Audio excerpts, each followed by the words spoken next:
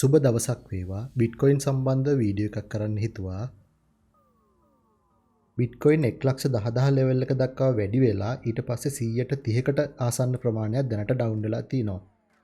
මේ වීඩියෝ එකෙන් අපි බලමු බිට්කොයින් ලොන්ග් පොසිෂන් එකක් ඕපන් කරන්න ස්පොට් එකේ බයි කරන්න පුළුවන් හොඳම ලෙවල් මොනවද කියලා.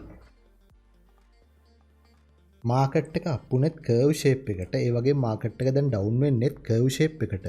ඔයාට පුළුවන් ට්‍රේඩින් වීව් වල තියෙන කර්ව් ටූල් එක යූස් කරලා මේ වගේ කර්ව් එකක් ඇඳගෙන ඒ කර්ව් එක බ්‍රේක් වෙන ලෙවල් හරියටම මාක් කරගෙන පොසිෂන් වලට එන්ටර් වෙන්න පුළුවන්. ඊට අමතරව පල්ලෙහා තියෙන හොඳම ලෙවල් මොනවාද කියලා අපි බලමු.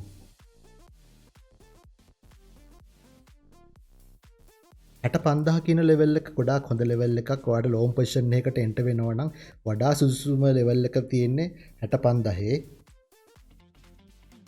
ඊට අමතරව දැනට සපෝට් එක තමයි තියෙන්නේ මාකට් එක.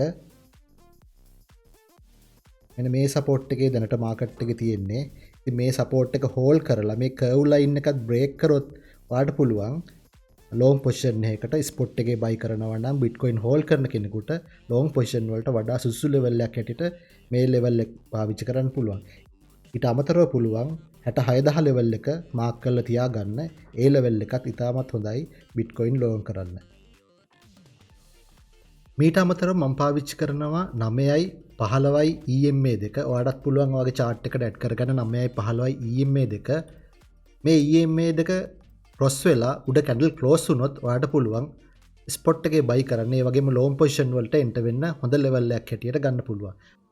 අපි මෙතනත් දැක්කා EMA එක ක්‍රොස් වෙලා කැන්ඩල් උඩ ක්ලෝස් වුණාට පස්සේ මාකට් එක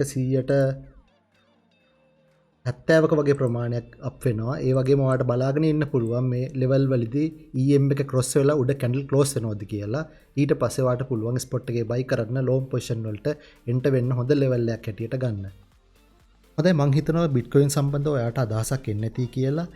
මේ වගේ වීඩියෝ තවත් අරන් එන්න ඕන නම් පල්ලෙහාන් කමෙන්ට් කරන්න. ඒ වගේම channel එකට subscribe කරන්න, වීඩියෝ එකට like කරන්න. ඊළඟ වීඩියෝ එකකින් හම්බෙමු. take care.